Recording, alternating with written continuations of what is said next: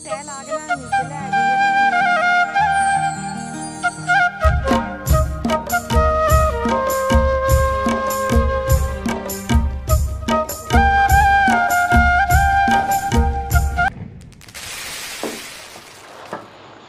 अस्सलाम वालेकुम प्यारे बहन भाइयों, क्या हाल चाल है? मैं ठीक ठाक उम्मीद करती हूँ आप सब भी ठीक ठाक होंगे। जहाँ भी रहे खुश रहे, आबाद रहें, हंसते रहें, मुस्कुराते रहिए। हमारी आज की सुबह आज के व्लॉग का कर दिया आगाज़। रहिए को बहन भाई हमारे साथ साथ जो भी घर का काम होएगा रूटीन होगी सब बहन भाई ने शेयर करांगे।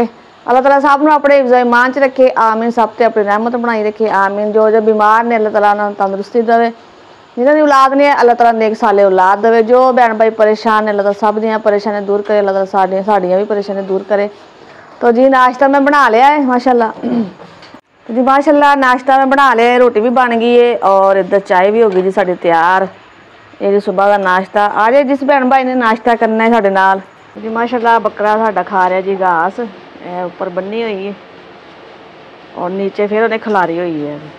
और इधर आ गया जी मुनीब। नीचे वाले पट्ठे हम चुक के ना ये भी तुहानूं उपर बन्नने पैने ने, नहीं तो या उपर ला के नीचे रख दो फिर खांदा रहेगा।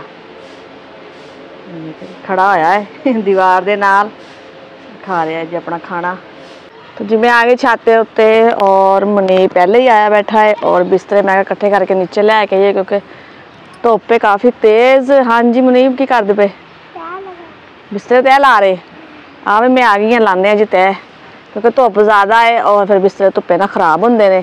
मैं कहा नीचे ले आइए तकिए और कंबल वगैरह। चलो मैं भी थोड़े ना करदी हाँ और नीचे लैके जाने। हाँ जी मैं कहा तय ला के ना नीचे ले जाइए। पहले मैं कहा ऊपर ही रहन दी है लेकिन धुप्प ज़्यादा है और धुप्पे खराब हो जाते हैं। शाम ਨੂੰ फिर उपर ले आवांगे और चार पाइयां इत्थे एवें रहन दांगे पईयां, इन्हां नूं नहीं चुकना, बस बिस्तरे इकट्ठे करने। हाँ जी मैं क्या बर्तन धो ला और किचन की सफाई कर ली सी, फर्श धोन लगी सी। मैं क्या चल इत्थे मैं रख ले बर्तन, इत्थे मैं क्या धो लेने की खुले च लैके जाने ने। बर्तन धो के उस तो बाद मैं क्या इत्थों फर्श धो लांगे और झाड़ू वगैरह तो सारी मैं ला ली सी। तो जी मैं बना लगी दोपहर का खाना और मैं कट रही सब्जी। ये है जी भिंडी की सब्जी, भिंडी तोरी। और मैं क्या पहले मैं धो लिया से चंगी तरह और खुशक हो गई है और मैं क्या कट के फिर इन्हूं घिओ च तलदे हैं और बनाने जी सालन। अज पहली दफ़ा बनाने लगी मैं भिंडी का सालन। हाँ जी सब्जी मैं काट ली सी और मैं क्या मैं काट ला जी प्याज और लहसुन मैं छिल के रख लिया सी। ये देखिए लहसुन, हरी मिर्च, टमाटर और प्याज ये ज़्यादा पेंदे ने सब्जी च और थोड़े जे मैं क्या ज़्यादा कटांगी क्योंकि मसाला जहा बन जाता है फिर। तो जी माशाल्लाह चुल्हा मैं ला लिया थल्ले, मैं खड़े होकर बनाया जा रहा, गर्मी बहुत लगन दी सी। और जी पतीली च घिओ पाता है मैं, ये देखिए, और घिओ थोड़ा गर्म हो चुका है और हम पानी है जी मैं भिंडियाँ। बिस्मिल्लाहिर्रहमानिर्रहीम। ये ना अद्धियां क पहले भुन लांगी, अद्धियां क फिर घिओ में थोड़ी ना तल लवांगे और फिर इन्हां जी लेस वगैरह होंदी है ना खत्म हो जाती है। और भुन के ये तल के ना घिओ च और जायका भी सही बनता है। थोड़ा जहा पा लांगे जी नमक और जरा क लाल हो जाएगियाँ और अद्धियां पहले कर लांगी, अद्धियां बाद च करांगी। सारियां पा के फिर कच्चियां रह जांदियां ने। तो जी माशाल्लाह प्याज मैं धो के रख ले ने और इधर मिर्च भी कुट ली है, मसाला। और तो जी माशाल्लाह भिंडियाँ भी ब्राउन हो गई हल्कियां हल्कियां, तालियां ने बिल्कुल घिओ दे विच तलियां गई ने। ये देखें कलर भी ना होर हो गया इन्हां दा, हल्का हल्का ना लाल लाल हो गई ने। और हुण कढ़दे जी प्लेट दे विच, फिर पाने जी प्याज और मसाला बनाने। बिस्मिल्लाहिर्रहमानिर्रहीम। हुण सारियां कढ़ लांगे जी प्लेट च और ये भी शुक्र है टुटियां नहीं है, बिल्कुल ओवें दी ओवें ही ने। और ये देखें जी मैं प्लेट च कढ़ लिया ने और बिल्कुल भी कोई टुकड़ा नहीं, बिल्कुल टुटिया होया साबत ही है। और हुण पाने जी प्याज, बिस्मिल्लाह।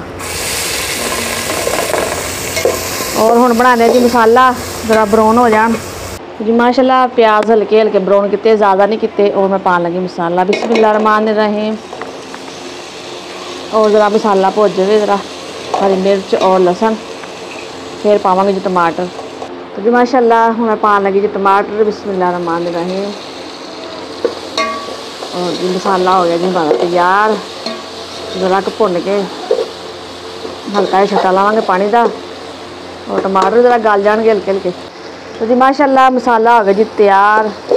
ये देखिए जी सारा कुछ पाता सी मैं। और मैं पहले दफ़ा बना रही हाँ भिंडियां की सब्जी। मैं कभी नहीं पकाई। मेरी अम्मी अल्लाह बख्शे पकाते होंगे सी और मैं उन्होंने देखती होंगी भी जिवें पकाते हैं, लेकिन मैं नहीं कभी बनाई। और माशाल्लाह बड़े मज़े की बनाते सी सालन। और देखो अज पहली दफ़ा बनाइया ही किस तरह की बनदियां है, फिर खा के फिर दसांगे कि किहो जिहियां पक्कियां ने। मैं बनाइया तो मैं अपने दिल नाल ही है भी अच्छियां बनन और बच्चों को पसंद आन। देखो अल्लाह खैर करे। तो जी हुण मैं पा लगी हाँ विच मसाले च बिस्मिल्लाहिर्रहमानिर्रहीम। और इनू हल्का जिहा हिलावांगे जिहड़ा ना ये भी घुल ना जाए। ये देखो और हल्का जिहा दम लावांगे घ्यो निकल आएगा। ये देखो बिल्कुल ही नहीं टुटियां ना, घ्यो आ जाएगा फिर दम ला देंगे। और माशाल्लाह जी साड़ी ये रेसिपी तैयार है जी। हाँ जी रोटी बना रही है और गर्मी बहुत ज़्यादा है, तो लाइट चली गई है और मैं जो रोटी बना जल्दी जल्दी। इस टाइम वैसे भी जाती है घंटा या 2 घंटे रोजाना का टाइम मेरा भी।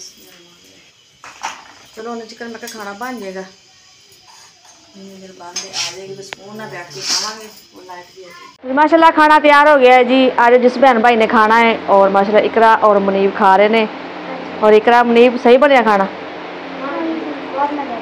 मज़ेदार। चलो जी माशाल्लाह खाओ। तो जी खाना छाना खा लिया सी और मैं फिर चूल्हा रखता ऊपर, बर्तन वगैरह इकट्ठे कर दिते सी और बना लगी सी चाय। और भी पत्ती खत्म हुई सी, हुण पत्ती मंगाई। हुण मैं चाय बनानी है। दूध पिया है सुबह मंगाई था ना दूध चाय वास्ते थोड़ा ही पिया। मैं चल चाय बना लेने। और आज जिस बहन भाई ने चाय पीनी है देखिए मैं चाय बना लगी है। और फिर थोड़ा ना सेंच पानी पुनी मार दें क्योंकि खाना बना के हटे सी और काफ़ी मक्खियाँ वगैरह आई थी। और मैं फर्श फिर दोबारा पानी मार देंगे और ये भी कोई ठंडा आ जाएगा।